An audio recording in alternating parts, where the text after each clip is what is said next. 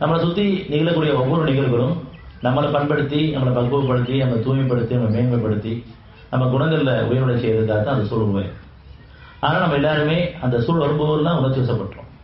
சரி, உணர்ச்சி வசப்பட்டவே அப்படின்னு உணர்ந்தாவது இனிமே பாவம் பண்ணி கேட்டு நான் உணர்ச்சி வசப்பட்டேன், உணர்ச்சிக்கு வசப்படக்கூடாது, நான் உணர்வுகள் வாழணும், தவறிட்டே இருக்கேன், தடுமாறிட்டே இருக்கேன், என்ன மன்னிச்சுட்டு இருக்கேன், மீட்டு கொடுக்குறேன் அப்படின்னு கேட்கும்போது சீர்திருத்தம் உள்ள இருக்குது. ஆனால் நம்ம சீர்திருத்தமே இல்லாமல் இருக்கக்கூடாது. எல்லாரும் தவறு பண்ணுறோம், ஆனால் தவறு ஒத்துக்கிறது இல்லை, அதை உணர்றதில்லை, ஒப்படைக்கிறது இல்லை, மீட்டு கேட்கறது. அப்படியே நம்ம உணர்ந்தாலும் கூட இனிமேல் நான் கண்ட்ரோலாக இருக்கிறேன்னு சொல்லி நம்ம நம்பி நம்ம இருக்கிறோம். அப்பயும் நமக்கு அந்த சீராக்கம் வராது.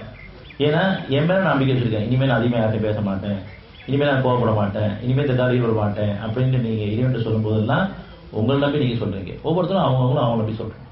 அதன் காரணமாக தன்னம்பிக்கை கூடாது, என்னையை மாற்றிக்கூடிய சக்தி எனக்கு இல்லை, அந்த சக்தியை உணர்ந்து கேட்டால் தான் அடுத்து நமக்கு இன்னும் வாழ்க்கையில் மாற்றம் ஏற்படும்.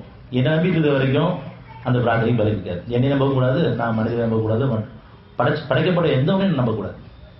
நம்பிக்கை பிரார்த்தனை அப்படின்னு சொன்னால் அது இறைவன் சம்மந்தப்பட்டது தான். நான் உன்னை நம்பி இருக்கிறேன், நீ என்ன நம்பி இருக்கிறேன்னு பேசும்போதெல்லாம் நம்ம இறைவனுக்கு இணையில் வச்சுருக்கோம்.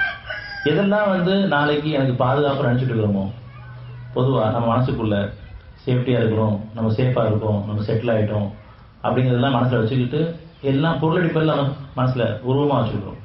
இது கொண்டு வாழ்ந்துட்டு இருக்கேன், அதில் இனிமேல் வாழ்ந்துருவேன். அதில் முக்கியமாக பிரதானமாக இருக்குது பொருள்கள் தான்.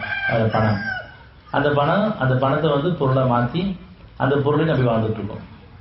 அல்லது சில மனிதர்கள் இருக்காங்க, இவங்க எனக்கு உதவி செய்வாங்க, அல்லது எனக்கு உறவினர்கள் இருக்காங்க, இவங்க எனக்கு உதவி செய்வாங்க, அல்லது இவங்க நண்பர்கள் இருக்காங்க, இவங்க ஆரம்ப கால நண்பர்கள், அதனால இவங்க எனக்கு உதவி செய்வாங்க அப்படின்னு சொன்னால் என் பிள்ளைங்க நாளைக்கு உதவும் அப்படின்னு நீங்கள் எதில் நினச்சிட்டு இருக்கோமோ அது மட்டும் இல்லைன்னா ஒரு கூட்டங்களை சேர்ந்து எல்லாரும் ஏதோ ஒரு கூட்டத்தில் நம்ம தொடர்போடு இருக்கோம்.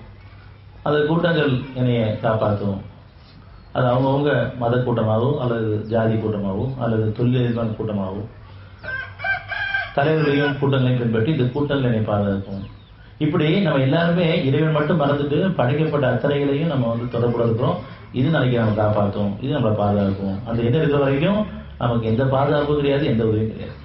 இதெல்லாம் தெளிவடைஞ்சு மனம் தூய்மை அடைஞ்சு மனம் திருந்தி அவன்கிட்ட சரணடைஞ்சு உன்னை தவிர எனக்கு பாதுகாப்போ உதவியோ இல்லைங்கிறத உணர்ந்து ஒத்துக்கிறதுக்காக தான் இந்த சோதனை.